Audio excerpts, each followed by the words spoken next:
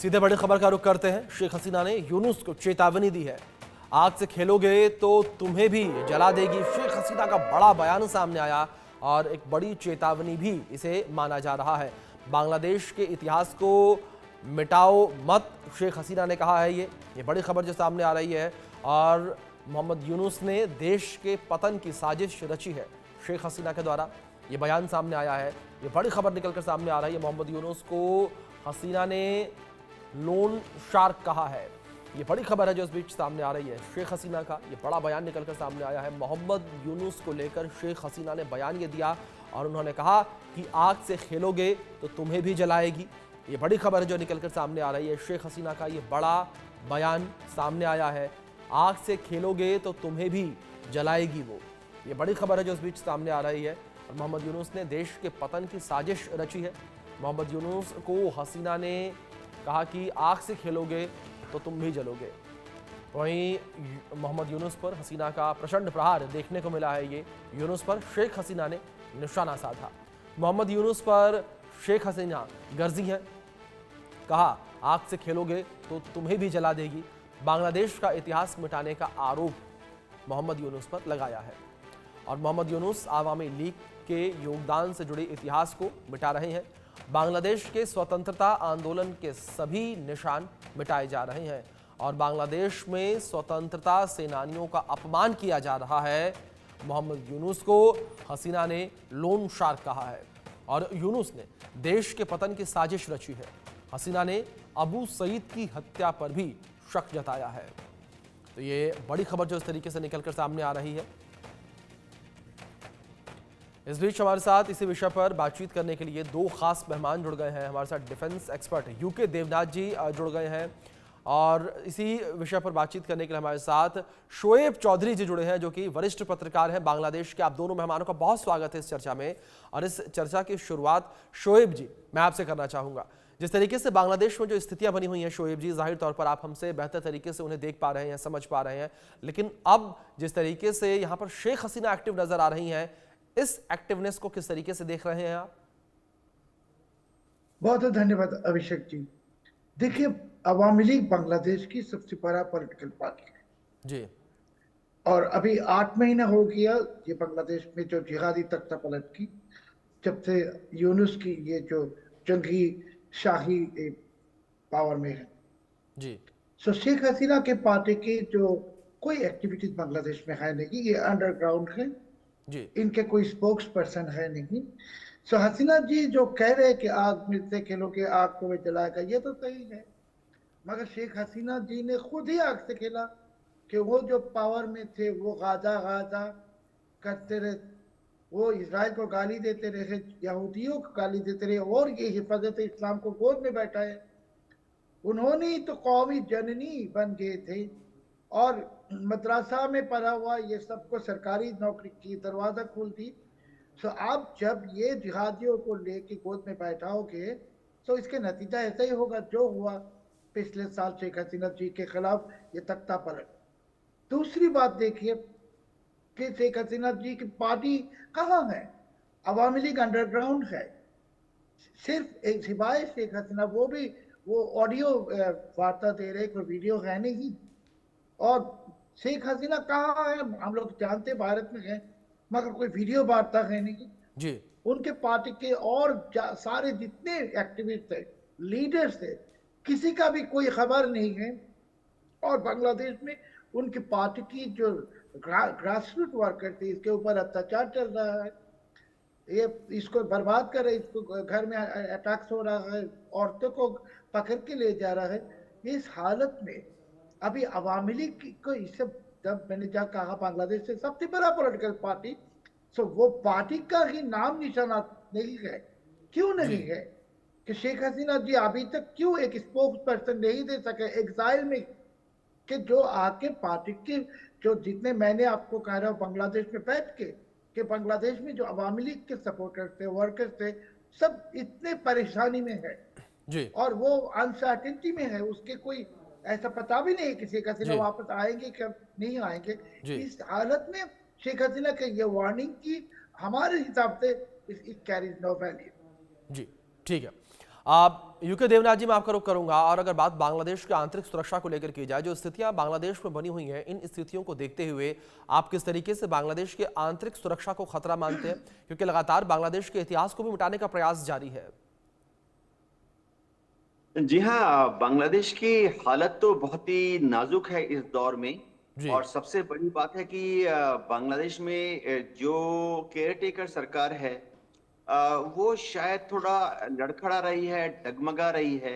Care taker सरकार को लगता है कि अगर उसे पावर में रहना है तो तीन चीजें करनी पड़ेंगी। जी। एक तो इलेक्शन जितना देर से देर तक कर सकें, या ना ही करना पड़े तो अच्छा है, क्योंकि उन्हें अभी तक भय है कि अगर उन्होंने इलेक्शन करा दिए तो फिर शायद इलेक्शन के बाद वह पावर में नहीं आएंगे।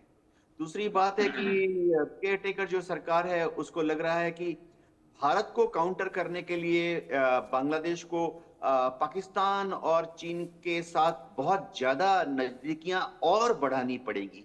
और तीसरी बात यह है कि बांग्लादेश में जो केयर टेकर सरकार है, ये जो सोशल एलिमेंट्स है, सोशल मीडिया है, उसको बढ़ावा दे रही है कि लगातार भारत विरोधी प्रचार करें, भारत विरोधी पोस्ट और यूट्यूब बनाएं, ताकि बांग्लादेश में भारत के खिलाफ एक संवेदनशील भावनाओं को भड़काया जा सके। ये गौरतलब बात है कि जब जब बांग्लादेश में एक सेंट्रल पावर कमजोर होती है तो वो भारत के खिलाफ भावनाओं को भड़काते हैं, क्योंकि एक वहां की आवाम में एक छोटा सा धड़ा जिसमें कि बिहारी मुस्लिम्स ज्यादा हैं। हमें याद रखना पड़ेगा कि बिहारी मुस्लिम्स जब बांग्लादेश में गए थे, उनके दादा परदादा नाना नानी बंगाली नहीं थे। जी। वो लोग 1947 में पार्टीशन के बाद माइग्रेट करके गए, फिर जाके वहां बांग्ला सीखे।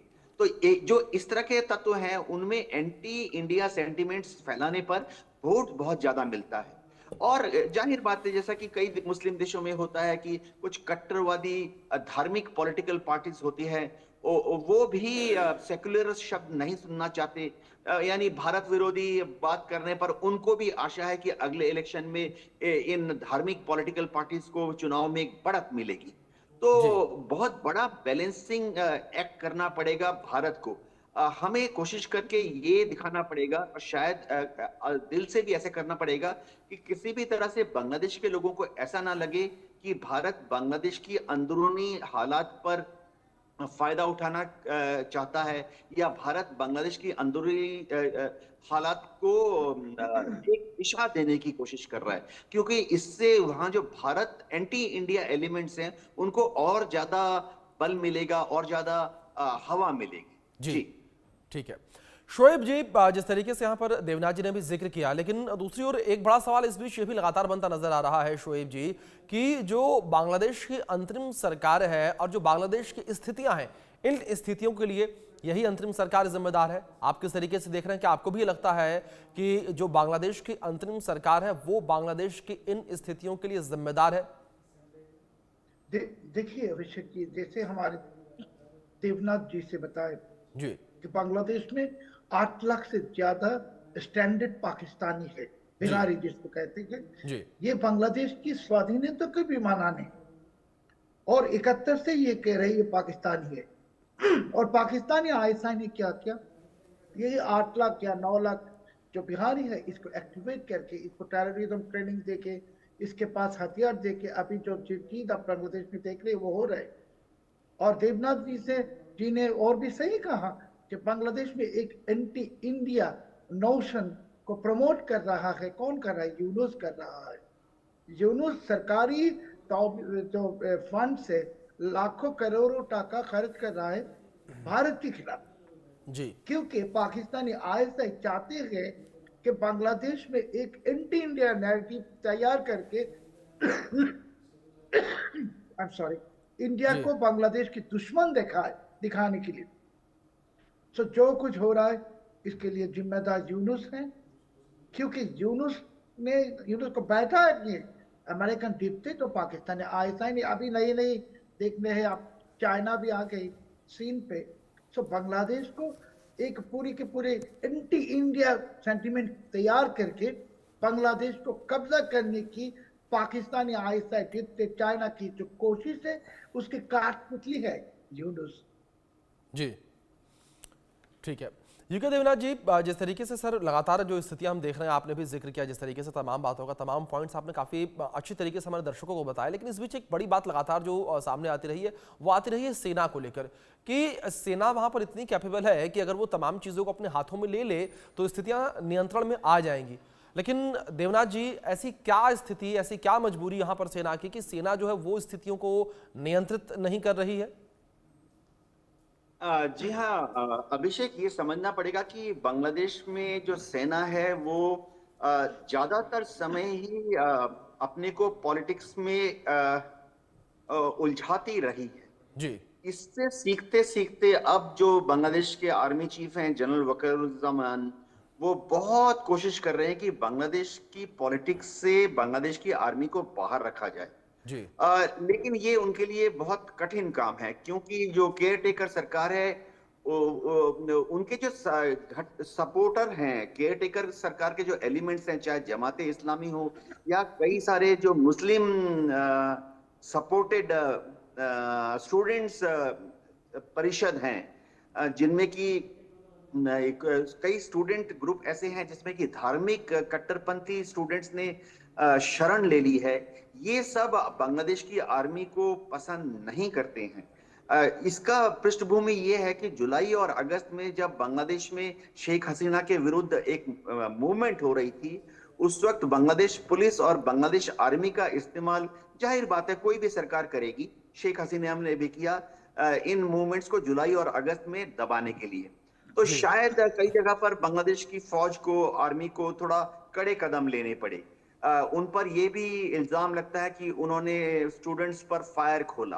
तो इससे बांग्लादेश की आर्मी जो है थोड़ी सी नरम जमीन पर है अभी फिलहाल, क्योंकि बांग्लादेश की आर्मी को मालूम है और आर्मी चीफ जनरल जमान को मालूम है कि अगर वह स्टूडेंट्स परिषद जितने हैं, धार्मिक विचारधारा वाले कट्टरवादी पार्टी हैं, उनके खिलाफ जाएंगे तो ये लोग इनकी हजारों की तादाद में अचानक से कोई भी बांग्लादेश का शहर हो, चाहे चट्टग्राम हो, चाहे ढाका हो, चाहे कोमिला हो, हजारों की तादाद में ये शरारती तत्व, विध्वंसक हथियार लेकर सड़क पे आ जाएंगे और आर्मी को फिर से फायर खोलना पड़ेगा। जी, तो जनरल जमान बहुत कोशिश कर रहे हैं कि सीधा सीधा आर्मी के बीच में और ये जो धार्मिक कट्टरवादी ताकतें हैं, जमात की अलग अलग शाखाएं हैं या वहां अलग अलग छात्र परिषद हैं जिनमें कि मुस्लिम एलिमेंट्स का बहुत ज्यादा पावरफुल, जनरल जमात इनसे फिलहाल भिड़ना नहीं चाहते हैं। इसमें एक एडिशनल फैक्टर भी आ गया है कि अब वहां पर नए एनएसए को लगा दिया गया है।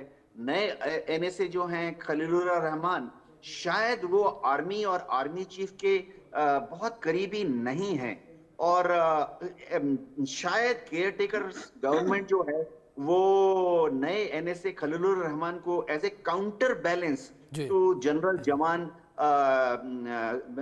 पोजीशन कर रही है। जी, जी जी। जिस तरीके से लगातार स्थितियां बांग्लादेश में बनी हुई हैं, वो स्थितियां लगातार चिंता का विषय भी लगातार बनती चली जा रही हैं। और दूसरी ओर अगर बात बांग्लादेश को लेकर की जाए तो बांग्लादेश में लगातार जो है मोहम्मद यूनुस पर कई सारे सवाल खड़े होते हुए नजर आ रहे हैं और बांग्लादेश के वरिष्ठ पत्रकार भी लगातार हमारे साथ बने हुए हैं। सर, जिस तरीके से जिक्र यहाँ पर देवनाथ साहब ने किया है, तो क्या आपको लगता है कि जिस तरीके से आर्मी को लेकर उन्होंने जिक्र किया, लेकिन दूसरी ओर एक बात लगातार ये भी कही जाती रही है कि जो बांग्लादेश की आर्मी है, जो आर्मी चीफ है, वो जो है पॉलिटिक्स से बड़ा दूर रहते हैं, वो बड़े प्रोफेशनल तरीके से काम करते हैं, इस तरीके से वो पॉलिटिक्स में हस्तक्षेप नहीं करते हैं। आपको क्या लगता है, क्या स्थितियां इसके पीछे, आखिर किस वजह से ऐसी स्थितियां बनती लगातार नजर आ रही हैं? देखिए, ये जो बांग्लादेश की सरकार है अभिषेक जी, जी, जी, ये केयरटेकर गवर्नमेंट नहीं है, ये अंतरिम सरकार है। जी, और देवनाथ जी ने जैसे बताया कि खलीलुर रहमान के नाम नेशनल सिक्योरिटी एडवाइजर, ये 31 साल 31 ईयर्स बांग्लादेश में ही नहीं थे। जी, अचानक बांग्लादेश में आए हैं ये बांग्लादेश की ये फॉरेन पासपोर्ट होल्डर भी है जी, और इसके कोई डिफेंस या सिक्योरिटी एक्सपीरियंस बैकग्राउंड है नहीं।